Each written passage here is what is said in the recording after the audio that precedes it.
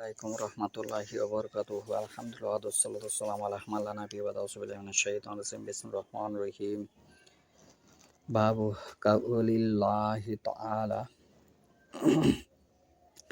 ইন্নাল্লাযীনা নিশ্চয়ই যারা ইশতাআরুনা ক্রয় করে বিআহাদিল্লাহি আল্লাহর সাথে ওয়াদা করার পর ওয়া আইমানিহিম তাদের ঈমানের পরিবর্তে সামাআনান মূল্য গ্রহণ করল, কাল ইলান সামান্য মূল্য গ্রহণের বিনিময়ে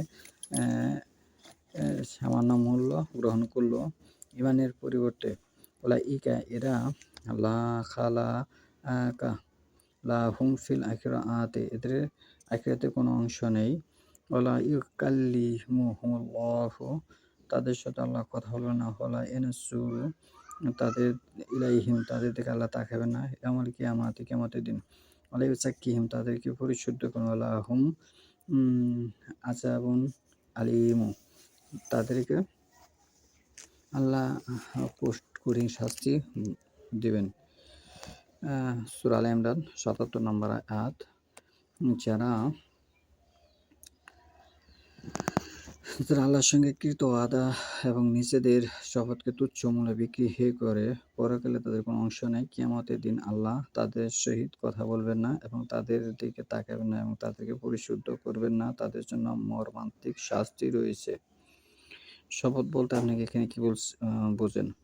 যেমন আপনি আল্লাহর সাথে শপথ করেছেন যে আশহাদু আল্লা ইলাহা ইল্লাল্লাহু ওয়া আশহাদু আন্না মুহাম্মাদান আবদুহু ওয়া রাসূলুহু আমি সাক্ষ্য দিচ্ছি আল্লাহ ব্যতীত কোনো মাবুদ নেই এবং আমি আরো সাক্ষ্য দিচ্ছি নিশ্চয়ই মুহাম্মদ সাল্লাল্লাহু আলাইহি ওয়া সাল্লাম বান্দা ও রাসূল।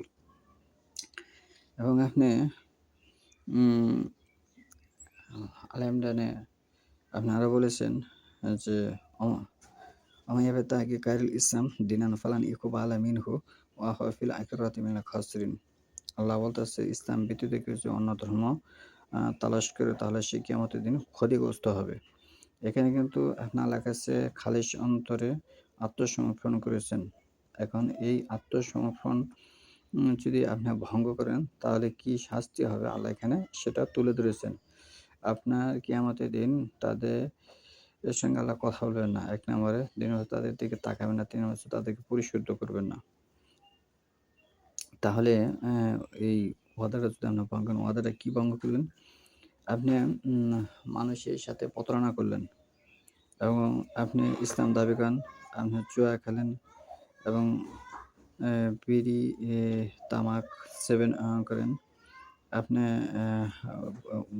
মানুষের ওয়ারিশ দেন না, আপনি হারাম খান, এগুলি ঠিক নয়। যেমন সহিহ বুখারীর ৩ নম্বর খণ্ডে ২৬৭৫ নম্বর হাদিসে এসেছে আব্দুল্লাহ ইবনে আবু আউফা রাদিয়াল্লাহু হতে বর্ণিত। তিনি বলেন, জনৈক ব্যক্তি তার মালপত্র বাজারে আনলো এবং হলফ করে বলল যে এগুলোর খরিদ মূল্য সে এত দিয়েছে অথচ সে এত দেয়নি। তখন আয়াত নাযিল হয়, যারা নগ্ন মূল্যের বিনিময়ে আল্লাহর সঙ্গে কৃত ওয়াদা নিজের শপথ বিক্রি করে দাম বৃদ্ধির মতলবে তারা মানুষকে ধোঁকা দেয়, মূলত সে সুদখোর ও খিয়ানতকারী।